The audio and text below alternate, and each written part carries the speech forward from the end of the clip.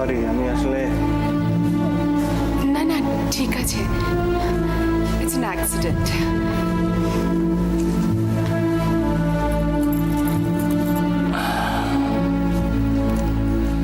কোনটা, বিয়েটা না বালিশটা? আপনার সেন্স অফ হিউমারটা তো দারুণ। থ্যাঙ্কস।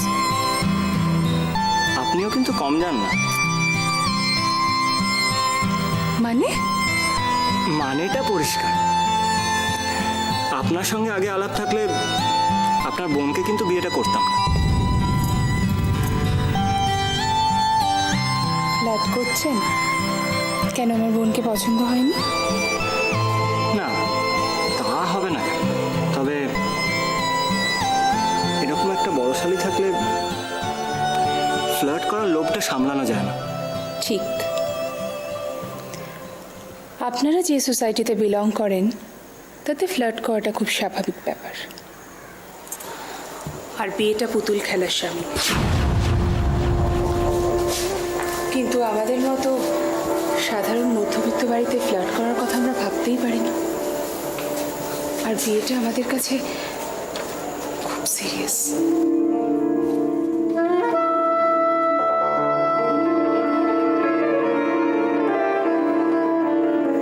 আপনি তো সিরিয়াস হয়ে গেলেন।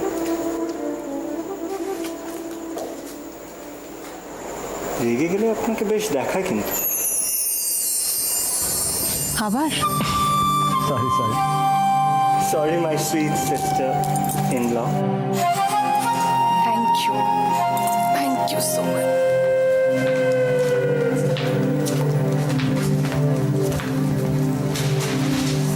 আচ্ছা, কখনো প্রেম টেম করেছেন? করিনি, আবার অনেক করেছি। তাদের কারোর সঙ্গে এখনো যোগাযোগও আছে নাকি? তাহলে তো আমার ছোট বোনটাকে সারা জীবন একেবারে জ্বলে পুড়ে মরতে হবে। তা তো একটু জ্বলতে হবে। আফটার অল সংসার মানে তো ব্লাস্ট ফার্নেস, তাই না? ইয়ার্কি করতে খুব ভালোবাসেন না? এবার একটা সত্যি কথা বলে ফেলুন তো। এই দিন কয়েক আগে রাত্রিবেলা আপনি একজন সুন্দরী মহিলার সঙ্গে রাস্তা দিয়ে যাচ্ছিলেন। উনি কে?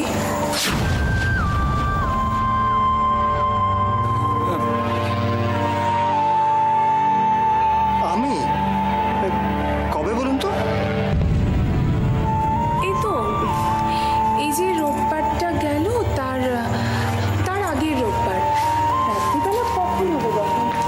10টা নাগাদ। আমি বাস স্ট্যান্ডে দাঁড়িয়েছিলাম, আপনি আর ওই মহিলা দুজনে হেঁটে এসে একটা গাড়িতে উঠলেন। আমি করে ভালো শুনতে পাইনি, যতদূর শুনেছি কোনো একটা সিনেমা দেখে ফিরছিলেন বোধহয়। সিনেমা?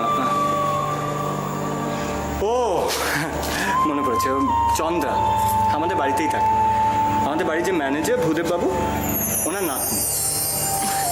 দেখুন না, বারবার সিনেমা দেখার বায়না করছিল, তাই ওকে নিয়ে একটু। চন্দ্রা কে হন উনি আপনার? মানে কেউ না, মানে আমরা ছোটবেলা থেকে একসাথেই বড় হয়েছি, বন্ধু বলতে পারেন। আচ্ছা আচ্ছা, আমি ভাবলাম আসলে। আপনি আমার বন্ধু হবেন?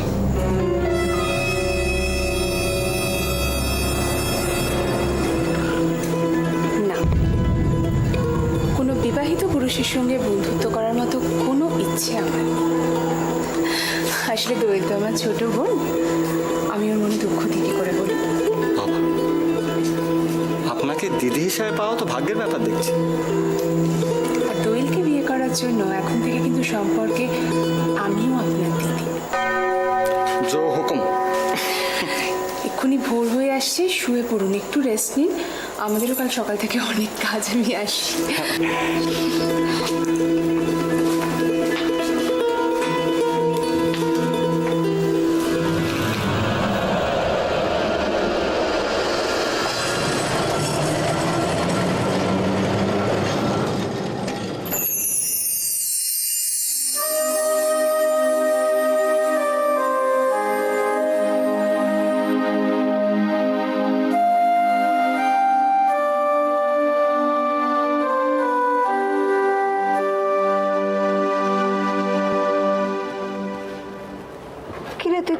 যাবি?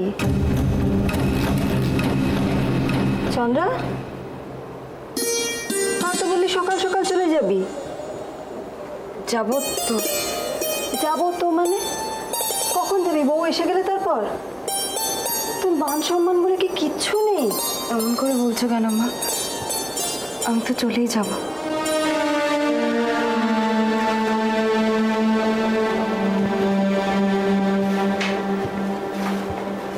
কাল সারা রাত চিন্তায় চিন্তায় আমি ঘুমোতে পারিনি বাবা। তাড়াতাড়ি যা।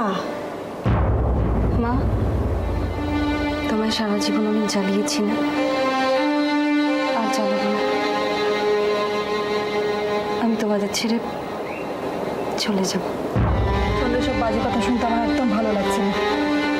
তুই তাড়াতাড়ি কর তো।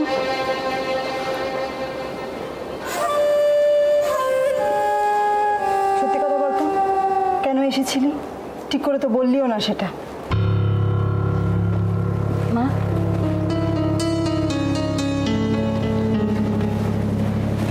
সত্যি বলবো, তোমায় দেখতে। আমাকে কখনো দেখিসনি? তোমার ছাড়া ভাল লাগে না মা, একটুও ভাল লাগে না। তুমি ছাড়া এই পৃথিবীতে আমার যে কেউ নেই।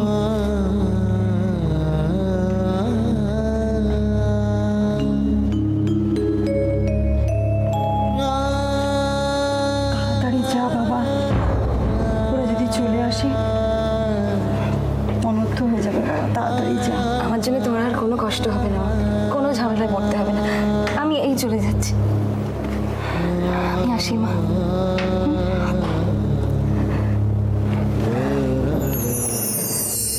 আমি যে অনেক দূরে চলে যাচ্ছি মা, যদি আর কখনো তোমার সাথে আর দেখা না হয়।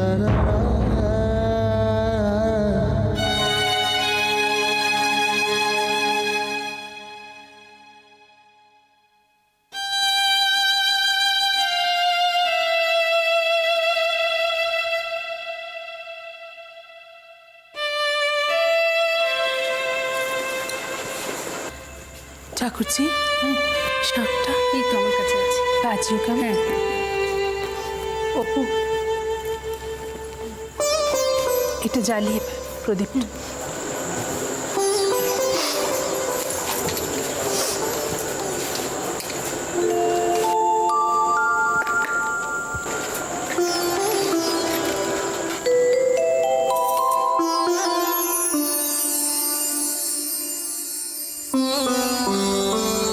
সূর্য, চলো আশীর্বাদটা সেরে নিই।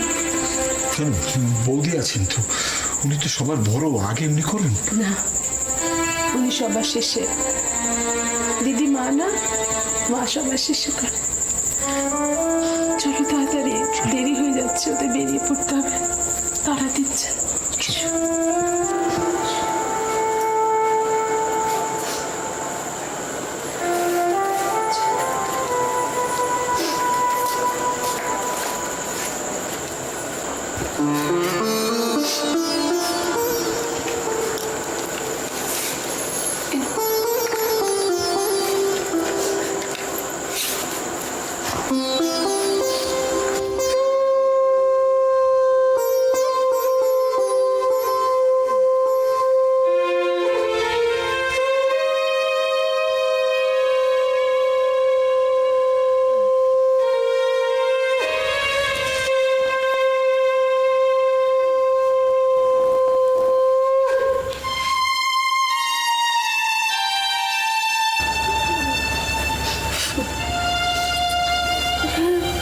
বাবাজি, তোমার হাতে মেয়েটাকে দিলাম, ওকে একটু যত্নে রেখো। আমাদের বড় হাত।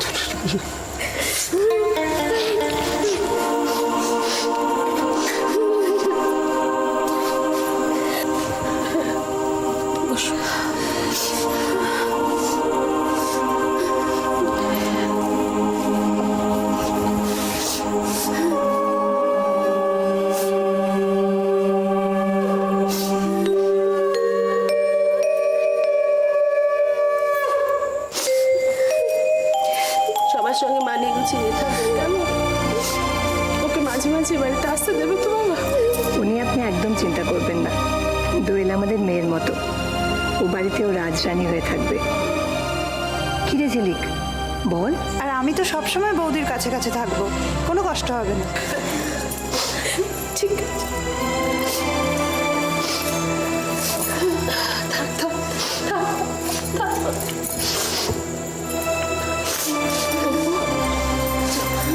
না মা সবার শেষে আসবে, তুই বড় তো, যা আমি নিয়ে আসছি মা।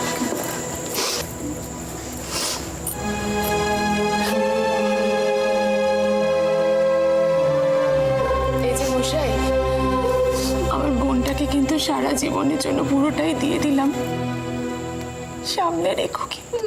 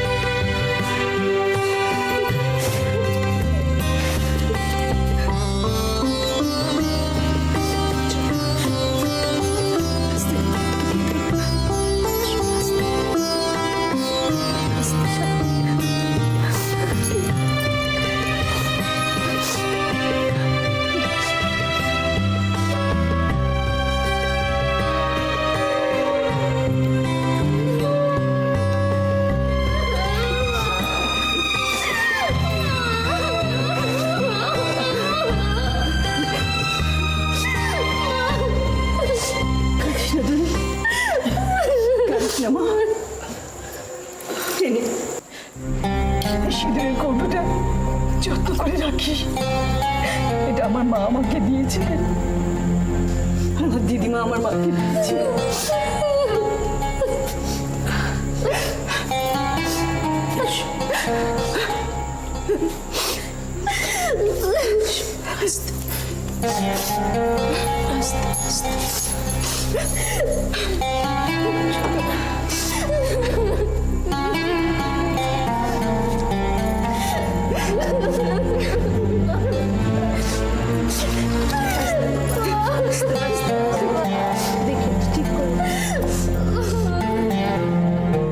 কোথায় যে যায় সব, কানের মাথা খেয়েছে সব।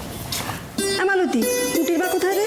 তোমার চারটি পাট কাটি আনতে পাঠালুম, গেছে তো গেছে। পুটির মতো এসে গেছে, আমার কাছে পাটকাঠিগুলো দিয়ে কাজে গেল। এত কাজ যে পড়ে রয়েছে, জোগাড় যন্ত্র বাকি রয়েছে, সেগুলো কিছু হয়েছে? তুই কি করছিস সেখানে? এই দেখো সরা, এই দেখো চালের প্যাকেট, আর তুমি দুটো থানির ধুয়ে রাখতে বলেছিলে, তাও রেখে দিয়েছি। আর কি কৃতার্থ করেছো? এবার ইটগুলো আমার মাথায় ভাঙো। আরে সদরের কাছে ইট আর পাটকাঠি দিয়ে উনুনটা বানাবি কখন? ওরা তো এসে পড়লো বলে। কেন, পুটির মা তো বানাচ্ছিল উনুন। ও মা, আমার তো উনুন বানানো হয়ে গেছে মা, তুমি আমাকে ডেকেছিলে? হ্যাঁ, ওই চাল আর জল মাটির হাঁড়িতে দিয়ে উনুনে বসিয়ে রাখো। আর পাটকাঠিগুলো উনুনে গুঁজে দিয়েছো? হ্যাঁ মা, কখন দিয়েছি? শোনো, ওদের গাড়ির আওয়াজ পেলেই কিন্তু পাটকাঠি ধরিয়ে দেবে। ওই পাটকাঠির আগুনে চাল ফুটে ওতলাতে হবে। আর নতুন বউ সারা রাত জাগা, কতক্ষণ বাইরে দাঁড়িয়ে থাকবে? অসুস্থ হয়ে পড়বে তো। হ্যাঁ মা, রুতো দাদাবাবুর বউ নাকি পরীর মতো দেখতে।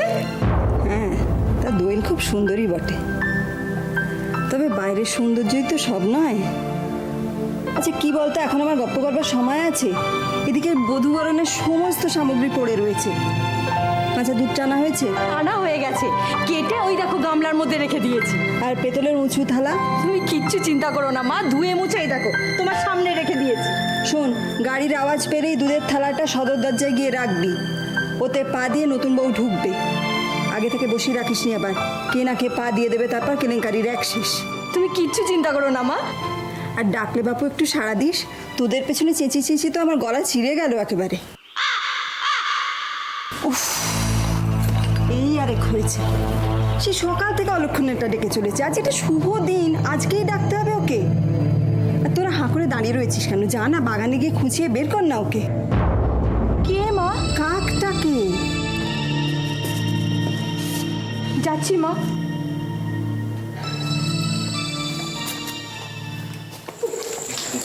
অত কাঁদতে উনি পাগলি সব মেয়েকে নিজের বাড়ি ছেড়ে শ্বশুর বাড়ি যেতে হবে। কদিন পর থেকে দেখবি ওই বাড়িটাই নিজের বাড়ি হয়ে গেছে। তখন এই বাপের বাড়ির কথা আমাদের কথা তোরা মনেই থাকবে না। আমাদের বাড়িতে ওই সমস্ত বউকে আটকে রাখার নিয়ম নেই। যখন ইচ্ছে করবে গাড়ি নিয়ে চলে আসবে, ড্রাইভারকে একবার হুকুম করলেই হলো, ব্যাস। তবে না প্রণাম কর।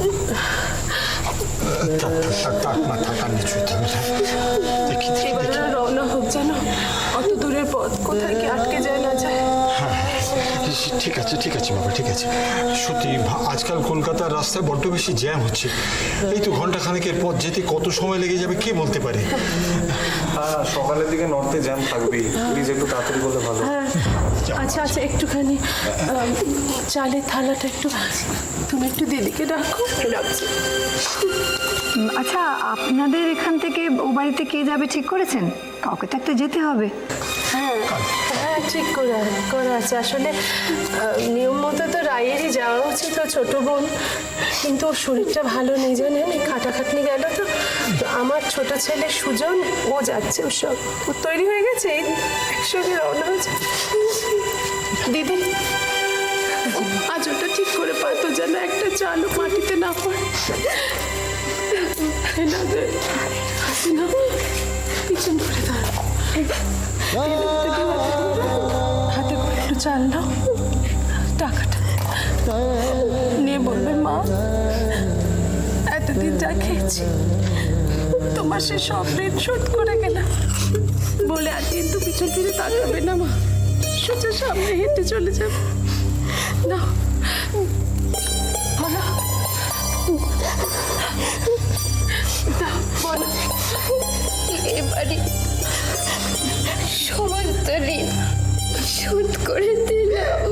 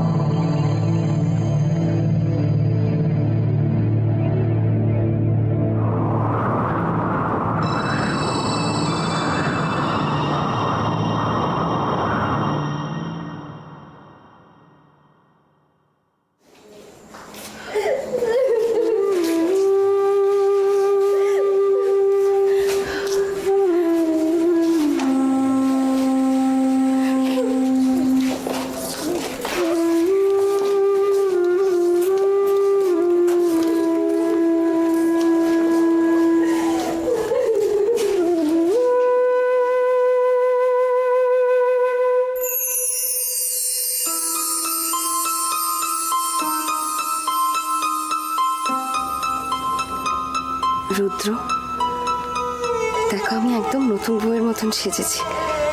আজ আমাকে তুমি দেখলে চোখ ফেরাতেই পারতে না, কিন্তু তোমার সঙ্গে আমার আর দেখা হবে না রুদ্র। আমাকে চলে যেতে হচ্ছে অনেক দূরে, তবে আমি বিশ্বাস করি কখনো কোথাও তোমার সঙ্গে আমার দেখা হবেই। আমি কিন্তু তখনও তোমাকেই ভালোবাসবো, তোমাকেই চাইবো।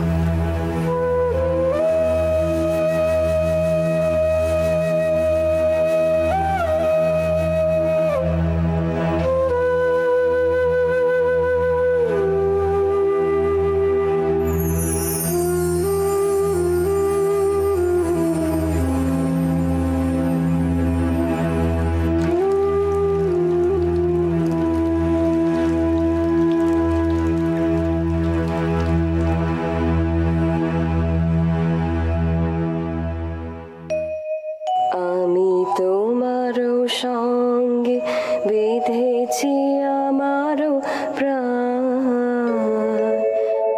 সুরের বাঁধনে তুমি জানো না, আমি তোমারে পেয়েছি